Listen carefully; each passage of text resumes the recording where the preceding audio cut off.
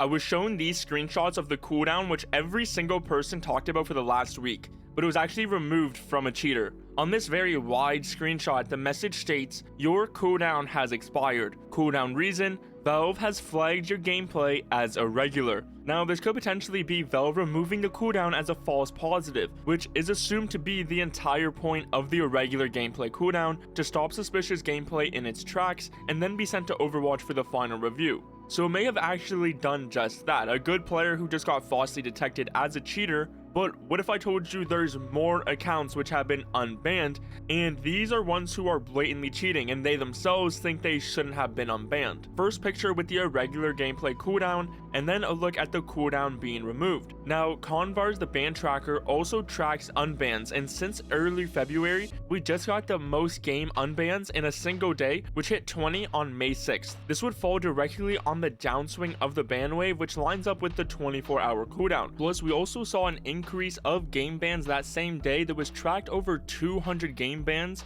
when other days it was roughly around 100. So it does seem a bit in line that for that same day there would also be around double the amount of removed game bans. Maybe Valve just started getting a backlog of cheaters and some just never got banned in time and slipped through, while other game bans were getting removed. Was this a bug as Overwatch doesn't seem to be live yet, or will this be a future trend we see where many cheaters get unbanned after their cooldown and it's really just a timeout and they'll be able to go ahead and cheat again? Ban Wave 1 and Ban Wave 2 have both went down and you can say have finished now, so let's see if there will be a Ban Wave number 3, which maybe targets more cheats that are less blatant but are still very popular. I recently got the blue screen every CS player wants to see that a cheater you reported got banned. There was also someone claiming that they got a false ban. If he was telling the truth or not, we won't really know, but it shows false positives can potentially happen, so unbans after the cooldown isn't the strangest thing. Now, I also seen a cheater get a 7-day cooldown instead of 24 hours, so maybe it works similar to cooldowns like griefing. The more you get them, the longer the time you get.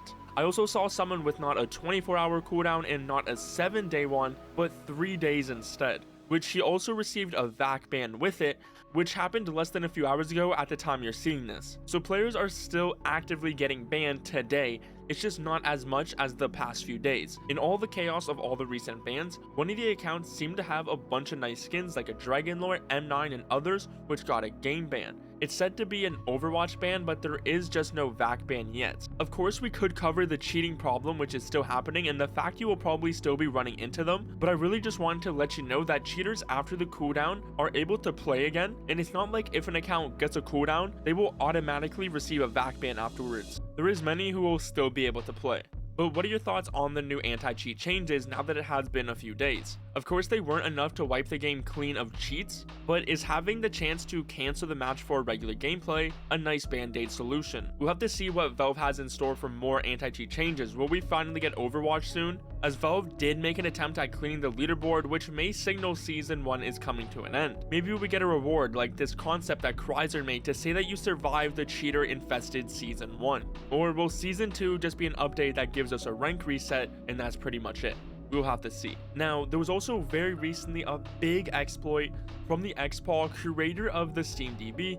He reported on a Steam bug which allowed buying delisted games, but also with this, it allowed you to get unavailable free on-demand, no-cost gift packages, so you could abuse it to get items in some games too. And as you'll notice, he adds on a picture of an inventory with a bunch of brand new Cato 17 capsules and graffitis. All people would do is just add any unavailable package to cart, and then they had the option to check out. Steam may have stepped in though, as you could only get items that were sold as DLC on the Steam store, but they have already refunded some of these purchases, which may have just removed the items altogether as they were trade restricted. So I wouldn't freak out directly over this and think Valve is just letting these people buy up discontinued items, as it does seem like they are reversing it, which makes sense because it is just a bug. It's not like they wanted people to actually go ahead and buy up these items. As well as this, Valve did drop an update tonight. It came with fixes to a few issues and performance improvements. From Jackie Esports, one of the biggest changes is blowing up vents with nades. It wasn't a huge update, but at least we are still getting updates. It's better than nothing, and it shows Valve is active right now. Subscribe to not miss any Counter-Strike 2 news.